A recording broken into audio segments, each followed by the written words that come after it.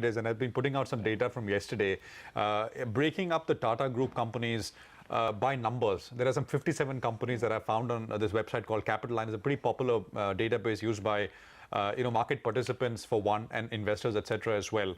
So 57 companies, and I kind of broke these companies down by different yardsticks, different measures. Things like, assets, profits, sales.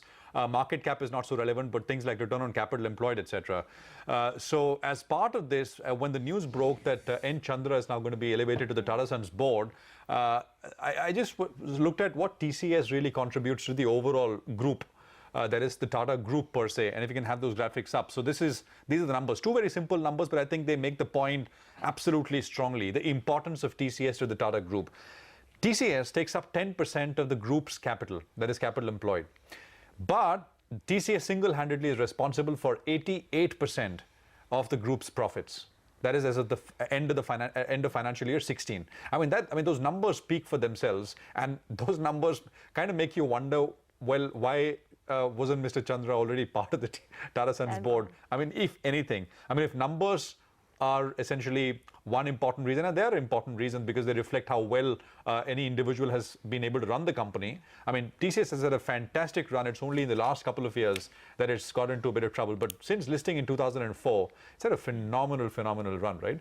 And these numbers also make the point what the Tata Group profile will look like if TCS, you take TCS out and the profile of the group completely changes. On the flip side, I also looked at where most of so TCS only accounts for 10% of the capital, right? Yeah. But where does the rest of the capital employed really lie? Where is capital stuck, really, as far as Tata Group is concerned? And let's have the other graphics up on the screen as well. So 20% of the group's capital is employed in Tata Steel, almost 20%. Again, this is data according to Capital Line. And Tata Steel, by the way, last year, for example, had a loss of 10,000 crores, right? 20% of capital in Tata Steel. 28% of the group's total capital is employed in 5 companies, which made a loss in financial year 16. These include Tata Teleservices, Tata Teleservices Maharashtra, Tata Communication, Tata Steel, and one more. So 5 companies, right?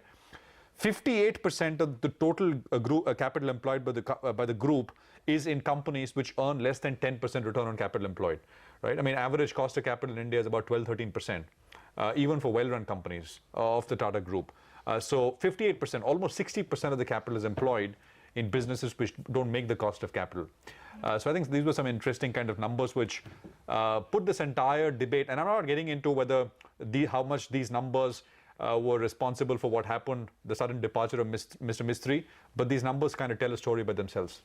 Yes, and on the subject of importance of TCS, it's no wonder that once again rumors have started that perhaps Chandra could also be the next chairman of the Tata Sons board. That's I think we reported this yesterday that he is one of the strong contenders. He was actually the contender even last time around 4 years ago.